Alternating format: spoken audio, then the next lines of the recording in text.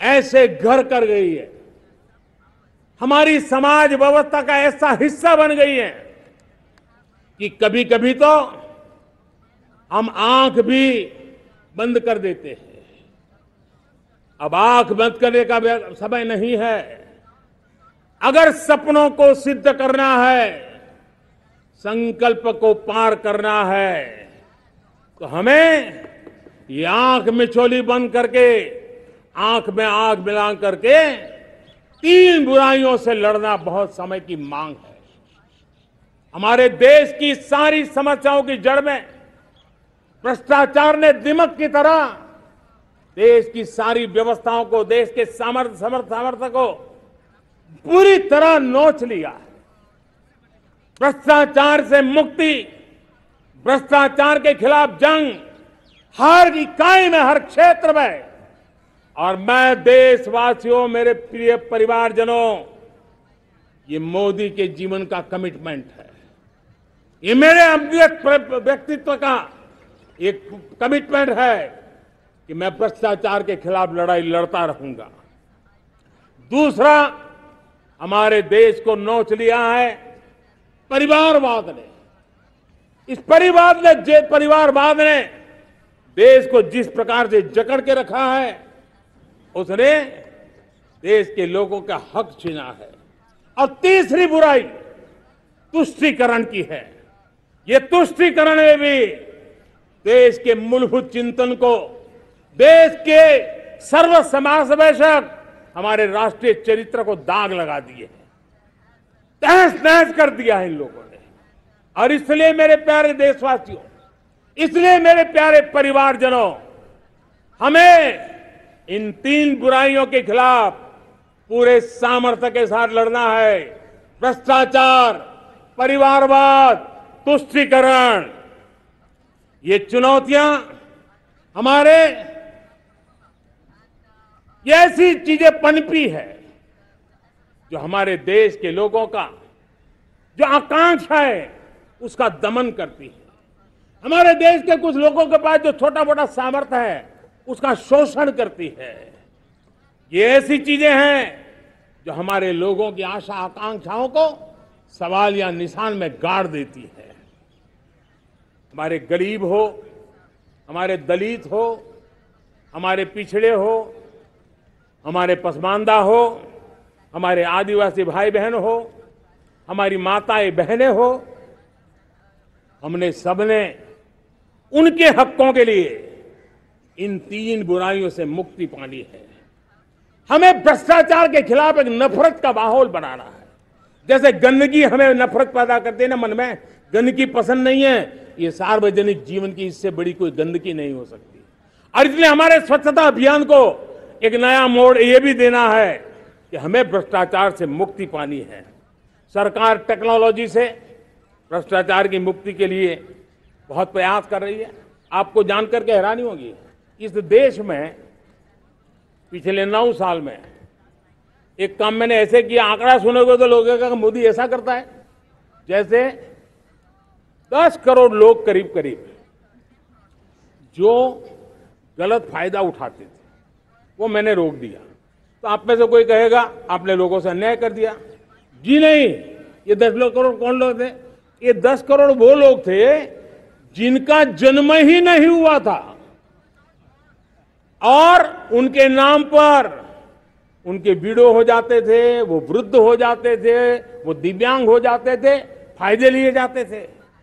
10 करोड़ ऐसे बेनामी जो चीजें चलती थी उसको रोकने का पवित्र काम, भ्रष्टाचारियों की संपत्ति जो हमने जब्त की है ना, वो पहले की तुलना में 20 गुना ज्यादा की है।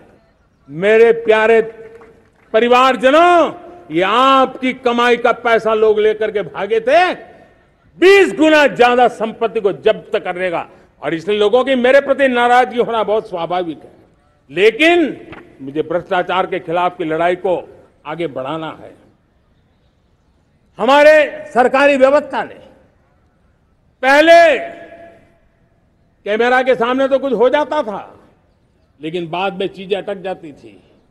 हमने पहले की तुलना में कई गुना ज्यादा अदालत में चार्जशीट की है और अब जमानतें भी नहीं मिलती हैं। वैसी पक्की व्यवस्था को लेकर के हम आगे बढ़ रहे हैं, क्योंकि हम ईमानदारी से भ्रष्टाचार के खिलाफ लड़ रहे हैं।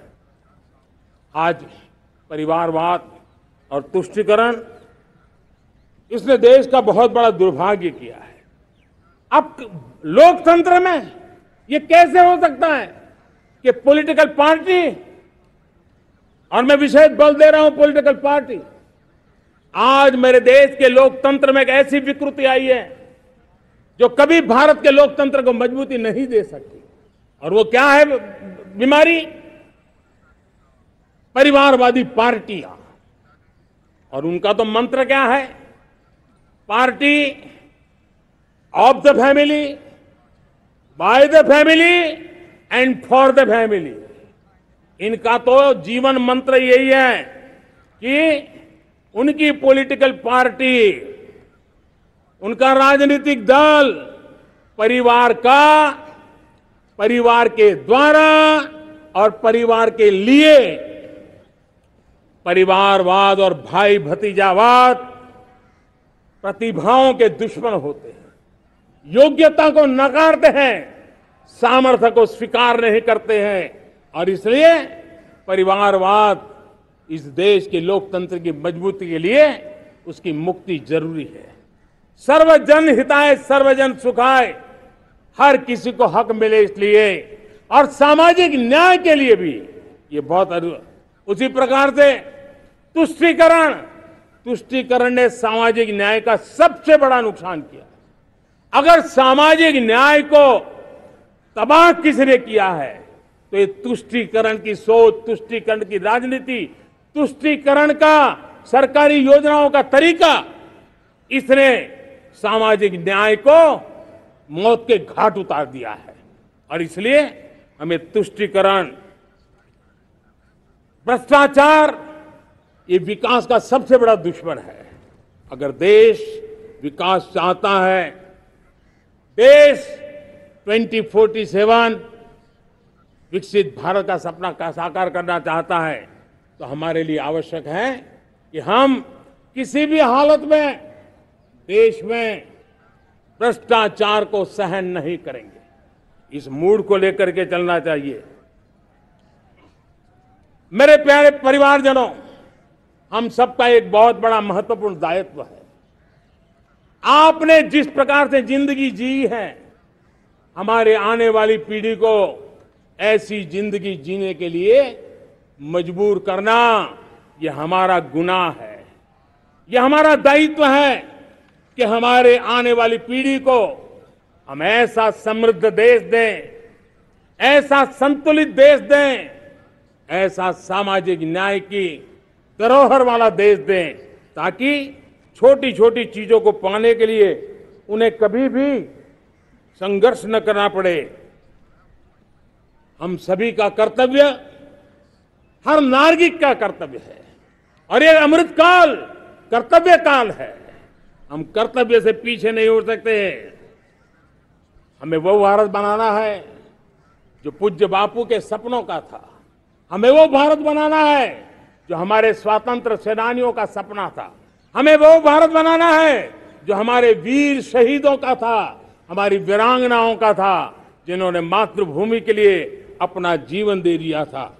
मेरे प्यारे परिवारजनों, मैं जब 2014 में आपके पास आया था, तब 2014 में मैं परिवर्तन का वादा लेकर के आया था।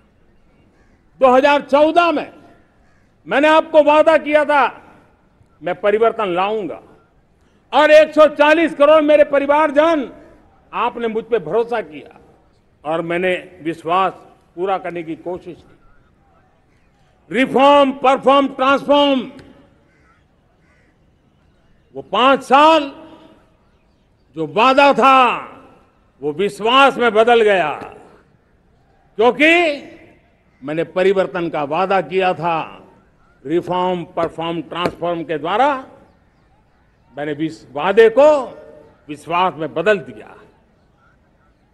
कठोर परिश्रम किया है, देश के लिए किया है, शान से किया है, सिर्फ और सिर्फ नेशन फर्स्ट, राष्ट्र सर्वोपरि, इस भाव से किया है। 2019 में परफॉर्मेंस के आधार पर आप सबने मुझे फिर से आशीर्वाद दिया। परिवर्तन का वादा मुझे यहां ले आया, परफॉर्मेंस मुझे दोबारा ले आया, और आने वाले 5 साल अभूतपूर्व विकास के हैं। 2047 के सपने को साकार करने का सबसे बड़ा स्वर्णिम पल आने वाले 5 साल है। और अगली बार 15 अगस्त को इसी लाल किले से मैं आपको देश की उपलब्धियां, आपके सामर्थ्य, आपके संकल्प, उसमें हुई प्रगति, उसकी जो सफलता है, उसके गौरवगान, उससे भी अधिक आत्मविश्वास के सामने, आपके सामने मैं प्रस्तुत करूंगा। मेरे प्यारे प्रियजनों, मेरे परिवारजनों, मैं आप में से आता हूं, मैं आपके बीच से निकला हूं, मैं आपके लिए जीता हूं। अगर मुझे सपना भी आता है तो आपके लिए आता है। अगर मैं पसीना भी बहाता हूं तो आपके लिए बहाता हूं। क्योंकि इसलिए नहीं कि आपने मुझे दायित्व दिया है, मैं इसलिए कर रहा हूं कि आप मेरे परिवारजन हैं, और आपके परिवार के सदस्य के नाते मैं आपके किसी दुख को देख नहीं सकता हूं, मैं आपके सपनों को चूर चूर होते नहीं देख सकता हूं, मैं आपके संकल्प को सिद्धि तक ले जाने के लिए आपका एक साथी बन करके, आपका एक सेवक बन करके, आपके साथ जुड़े रहने का, आपके साथ जीने का, आपके लिए जूझने का मैं संकल्प लेकर के चला हुआ इंसान हूं।